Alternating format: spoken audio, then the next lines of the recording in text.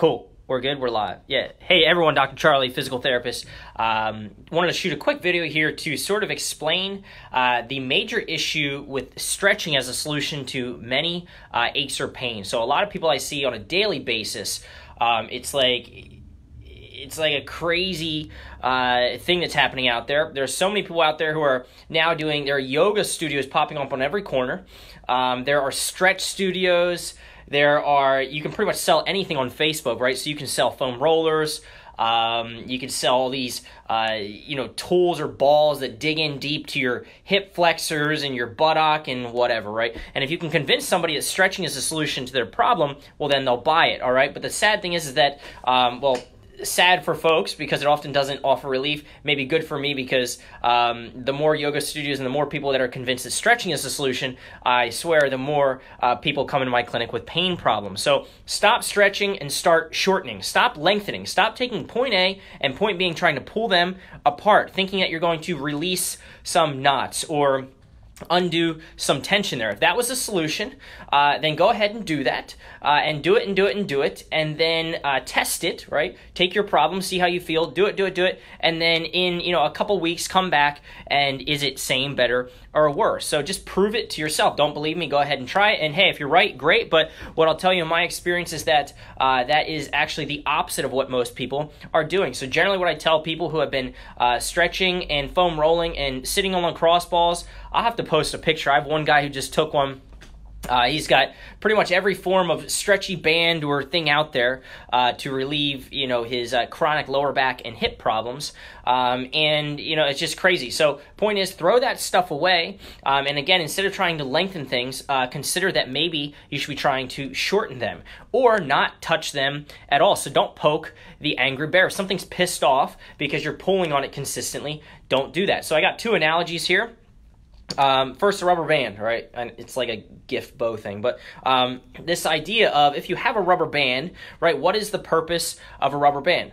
What I'll say is that together. So that being said, usually it's put around, a stack of mail or whatever, hair. Hopefully you don't use rubber bands in hair, but my daughter has some little thing like that or whatever, right? It's to wrap around and kind of keep muscles.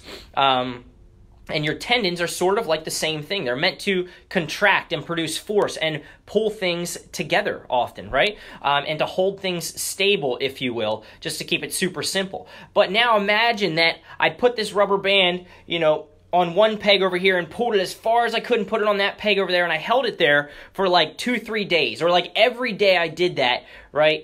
For an hour in yoga class or an hour at home, I did pigeon pose, right? The point is that you would stretch this sucker out so much that it wouldn't actually be able to perform that which it was created for, which is to hold things together, right? It would be real floppy. If I had a spring here, which I don't, you could take a spring, which is to sort of absorb shock, and if I was to pull it apart repeatedly, well, you would have like a real limp, nasty, unuseful spring, right, that would no longer be able to absorb shock and absorb energy and then, work like it's meant to work. So that's kind of one idea, right? So just like the rubber band, if you stretch your tissue out repeatedly, then you can lengthen tissue such that you yield it basically.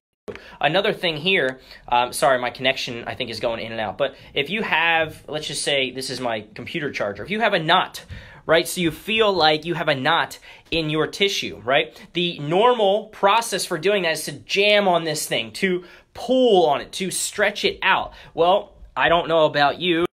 Go ahead and put one little guy over here and put one little person over here and try to play tug of war and to correct itself, if you will. And what you're going to find is that it's only going to get tighter. So if that's you and you've got a whatever, and you've been told that by a massage therapist, a PT, a chiropractor, and they're telling you to stretch it, well, I don't know. I mean, maybe this isn't the right analogy, but it just doesn't seem to make sense to me. So how would you get rid of this knot? So notice when I pull it, it gets tighter.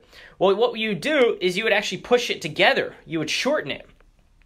How do you repeatedly shorten something? You can contract it, so you could strengthen something, or you could just leave it alone if you would, and go somewhere else in the body and potentially move the system in a way that can release. Just two simple analogies. The more that I see out there that tells people to stretch, or think about it, taking a massage ball is basically stretching, or taking a foam roller, stretching, going to get deep tissue massage is just stretching. The more I see people doing that, the more aches and pains that they often develop. Maybe not in every case, but the simple point is just be objective about it. If you don't believe me, go test it. Take whatever problem you're having, go do a stretch routine or whatever you've been told. Pick only one or two. Don't do like a million things. And then come back, right? Either immediately do the movement that was painful and check, is it same, better, or worse? And/or, do it for a little bit and come back in a week or two and tell me the results. So, if you've ever stretched before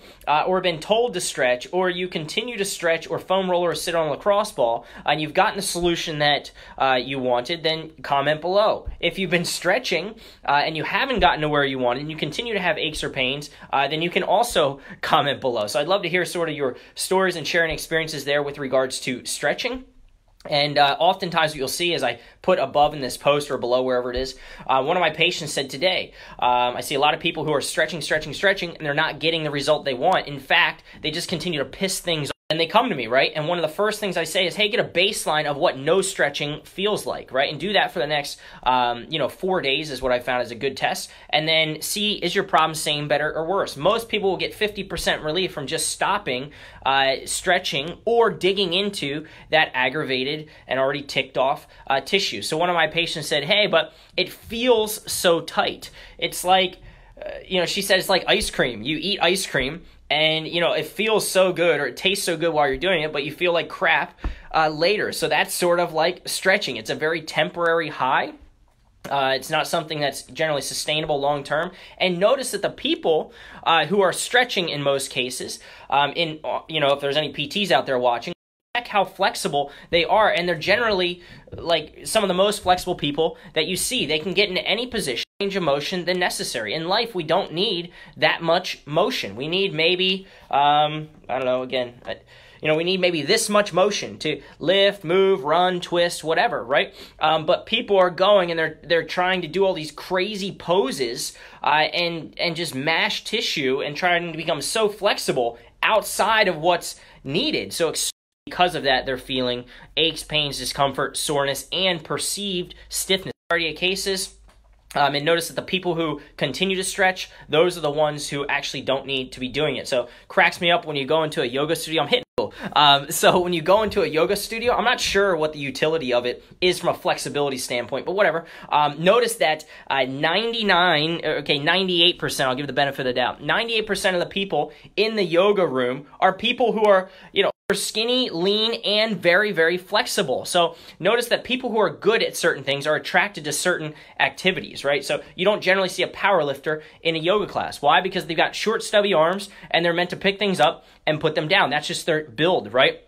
But if you go into a yoga class, notice that the generally women, but some males too, they're already very flexible. And because they're already very flexible, they can do the yoga class, and they can do it such that they can keep up and they can do the different poses. And of course, they feel good about that. And naturally, they're more attracted to it and stick with it. So, just take note of that. Just look around, right? The tall, sick in 10th grade, right? She'll naturally be good at that. A big mistake I see is that people are stretching out the area that's already ticked off and digging into it, and they're just pissing something off. Again, they're pulled, and there's even debate that these things even exist. They're trying to take a knot and pulling it, and that doesn't work. Instead, try to bring it closer together. So hopefully that's a real-life example that you can relate to. Anybody out there who's benching for, stop stretching completely for 4 days, right? And then see, same, better, worse. And, you got